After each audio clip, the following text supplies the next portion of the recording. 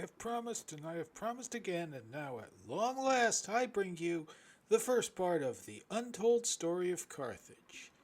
Now, we're at a disadvantage when we study Carthage because almost all of our information on Carthage comes from their archenemies, the Romans.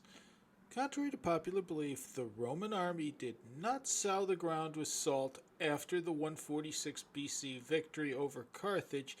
They did, however, thoroughly sack the place and burn just about anything they couldn't eat, sell, drink, or rape. We know the Carthaginians were Phoenicians. We know they used the alphabet that inspired the Greek, Latin, and Cyrillic alphabets. We know the Greeks get their word from book, biblio, from Byblos. That's the Phoenician city that grew rich on the papyrus trade, so we know the Phoenicians did a lot of writing, but no Phoenician literature has survived to the present day. So we're going to be doing a lot of speculating. We're going to be doing a lot of guessing, a lot of leaps of faith, and probably pulling a few things out of my posterior here and there. But with all those limitations in mind, let's take a look at Carthage starting at the beginning. Now, according to the Roman retelling of the Carthaginian origin stories, Carthage was founded somewhere between 825 and 814 BC by a princess of Tyre, a Phoenician princess named Elisa. She's also known as Dido. Dido leaves Tyre with an entourage after court intrigues involving her brother, King Pygmalion, and her family. There's a famous story in Virgil about a love affair between Dido and the Trojan hero Aeneas, who actually, this would be about 400 years or more before the founding of Carthage, so this is an anachronism. But it's become a famous story. Dido's suicide and self-immolation have been reproduced. One of the most famous operas, of course, would be Purcell's Dido and Aeneas. If you want to find it, there are two great versions of it. One is with Dame Janet Baker, the great British mezzo-soprano. The other one is with the great African-American singer Dame Jessie Norman. But either of them, the aria When I Am Laid in Earth, it's absolutely breathtaking. You'll love it. Trust me. Now, we don't know much about the woman behind Elisa or Dido. We do know that there was a Tyrian king named Pumetan. In Greek, that would be Pygmalion. We know that Pumetan reigns in Tyre from about 831 to 785 BC. He comes to the throne at about the age of 9 or 10. Pumetan starts establishing Phoenician colonies all around the western Mediterranean, and this is really a big change for the Phoenicians. For much of their history, certainly up to this time, the Phoenicians tended to treat the sea the way their nomadic ancestors would treat the desert. They'd have way stations along their trade routes, the same way that their nomadic ancestors would look for oases. They'd rest there while traveling their goods. Sometimes you'd see a few Phoenicians settle down amongst the locals. Under Pumetan, you start seeing the Phoenicians setting up something which is much more like what the Greeks would call the coloniae, the colonies. Pumetan builds a colony on Cyprus that's rich in copper. It's strategically located between the Aegean and the Levant. So there's a couple of trade routes there. They built cities in a couple of other strategic islands, namely Sicily and Sardinia. But Pumetan's greatest achievement would be forming a city on the coast of modern-day Tunisia. They called it Carthage, New City. It would become, of course, Carthage to everybody else. The colonies were settled by wealthy Phoenicians who financed this. They bring their entourages with them. They bring their soldiers with them. This is very near the rich gold and silver mines of Hispania. That's mainly why they built this colony here at Carthage. So it's entirely possible that a woman from Tyrian royalty came here and was the first queen of Carthage. Now, another place where we have archaeological evidence of the Carthaginians is in the cities they founded in Hispania. For 400 years, Ibiza was a Punic colony.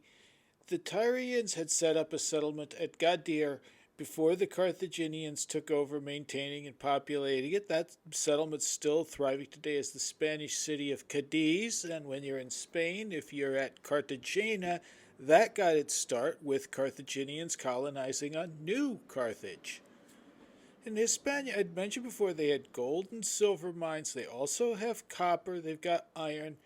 Another very, very valuable thing that was located off the Spanish shores were murex snails. And murex snails were very interesting because one of the first things the Phoenicians got rich on, it's the dye the Romans used to dye the imperial robe. It's Tyrian purple. That's made from the secretions from murex snails. Murex snails were abundant off the Spanish shores, and that meant they could engage in making the Tyrian purple dye here in Hispania. When they had control over the Iberian coast, the Carthaginian sailors could travel around the Iberian Peninsula. They could trade with the Britannic natives of Cornwall for the tin needed to make bronze. And we know, I've said this in other meetings, I said this last week, there was trade between the Phoenicians and the Carthaginians in Cornwall for that tin, like in the Bronze Age, centuries before the Phoenicians settled Carthage. Now the Carthaginians always look back fondly to Tyre, which was a really ancient city. I mean, it was like Tyre was nearly 2,000 years old when they founded Carthage. So this is a really ancient city here. The Carthaginians look back fondly to it, but the fact was Tyre had seen better days by the time they settled Carthage. They're getting oppressed by the Assyrians. Later, the Persians will come in and take over. They wind up paying a lot of tribute to people to keep the Tyrian, Sidonian, all of the stuff on the Levant, all those routes open. And they really appreciate not just Carthage's attention, but their regular tributes of 10% of their profits they're sending to Tyre every year. Tyre becomes less and less important as the political and the social climate changes in the Mediterranean. And in that vacuum, Carthage becomes the great Phoenician power instead of Tyre. And a lot of the way it does that is through the Carthaginian navy. Now, when they first settled Carthage, the colonists paid rent to their African neighbors for the surrounding land. The land, like most Phoenician settlements, was protected on most sides by water. On the landward side, they built a high wall, and the Carthaginians generally kept good relations with their neighbors. They made alliances, including marriage alliances with local Berber chieftains and warlords. You had a lot of the locals coming in for work, as frequently happens when cities spring up near what had formerly been more wild areas.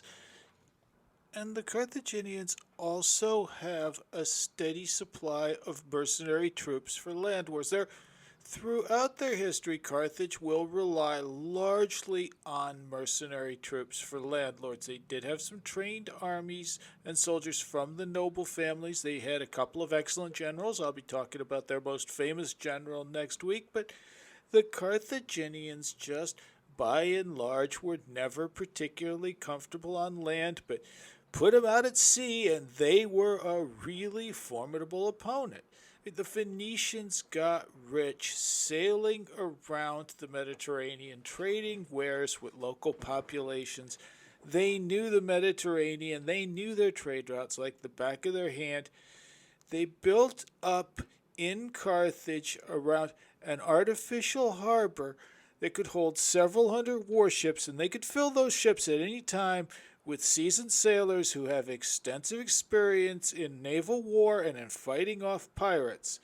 In fact, around 500 BC, a Carthaginian mariner named Hanno is tasked with setting up some Carthaginian outposts along the West African coasts. We know that Hanno set up several small settlements along the Moroccan coast, and we know that he went further south in his explorations. With his records, we could tell he got at least as far as modern day Sierra Leone, but he mentions bringing back furs from what he called a tribe of hairy women. The word that he used in Phoenician, we don't have the Phoenician original, but we do have the way the Greeks translated the word the natives used to describe these hairy warriors, and it was gorilla. Now, gorilla, we believe today, comes from Ngo-Dida. That's a Kikongo word, and that's interesting because Kikongo is spoken in the Congo region. That is over 2,500 miles southeast of Sierra Leone. Not only that, you do see chimpanzees in Sierra Leone. You don't see gorillas until you get considerably further south than Sierra Leone. Now, it's possible Hanno traveled further south than he let on. I mean, we know the Phoenicians and the Carthaginians guarded their trade routes like they were commercial secrets. You don't want people knowing where you're getting those resources from and like cutting out the middleman. Also, a possibility that Hanno did not, in fact, fight these hairy women with his troops the way he claimed he did, that he bought these skins in trade, and that he came back with a story about what the natives called an Ngo-Dida. And that would mean, even if we assume that Hanno was lying, this looks like some very good evidence that we had trade routes in late 6th century BC Africa which stretched at least as far north as Sierra Leone and originated in the Congo. That's a distance that's roughly about as far from my home in New Jersey to Houston, Texas. We also know that the Carthaginians had links with the caravans that crossed the Sahara out of the south. They would bring gold, ivory, and slaves. The Carthaginians would exchange with them salt, beads, woven cloth, and cheap pottery. Pretty good deal if you can get it. And within a century or two after its founding, Carthage is home to several 100,000 people. It's the control center for trade networks that stretch from Mesopotamia to Central Africa. This is centuries before the Mediterranean becomes the Roman lake, and it is literally the Carthaginian pond. And now that we've talked about this, let's talk about the question that's probably been on your mind since I got started. Did the Carthaginians make a sacrifice to Moloch? Okay, there's been an attempt for going on over a century now to treat the stories of Phoenician baby sacrifice as racist propaganda by people who hated them. There are archaeologists today who will insist the Carthaginian Tophet is really a cemetery for stillborn infants. There's not just solid archaeological evidence for Carthaginian and Phoenician baby sacrifice. There's overwhelming textual evidence for Canaanite human sacrifice. Remember, the Phoenicians and Carthaginians identify themselves as Canaanim, Canaanites. Now, one of the core founding Canaanite myths, it's the founding myth of several monotheistic religions, involves Abram and his near sacrifice of his firstborn son. In the book of Judges, you have a shofet, a judge named Jephthah. He vows to sacrifice the first thing that runs up to him when he arrives back home from a victory.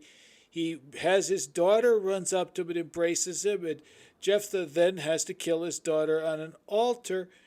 Jeremiah complains in his Lamentations how the people of Israel had been sacrificing their children to foreign idols, to Canaanite idols, that is, and he blames the Babylonian conquest of Judea on the impiety of the people. Okay, the Torah was written down during and immediately after the Babylonian captivity. These scribes are compiling tales that they feel will address the immediate concerns of their people. They've got no really good reason to make up embarrassing stories of their grandparents sacrificing babies to foreign gods. They've got lots of reasons to put those embarrassing stories aside, and yet they included those baby sacrifice accounts. And okay, with that being said, I will clear up one misconception. The Carthaginians did not sacrifice their children to Moloch.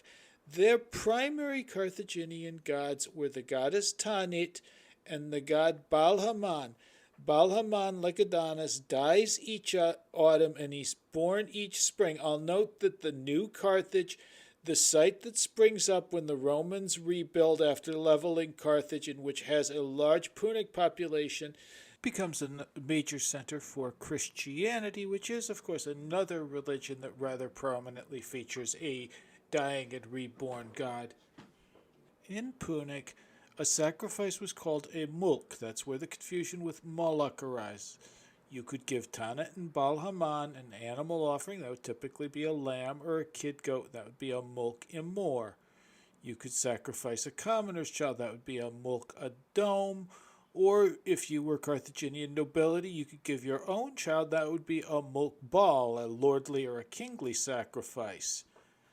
Now, we've heard different stories of how this is done. Probably the most famous one that was repeated many times during the ancient period came from a Greek writer named Cleitarchus from about 310 to 300 BC, and he had said, "There stands in their midst a bronze statue of Kronos, its hands extended over a bronze brazier, with the flames of which engulf the child.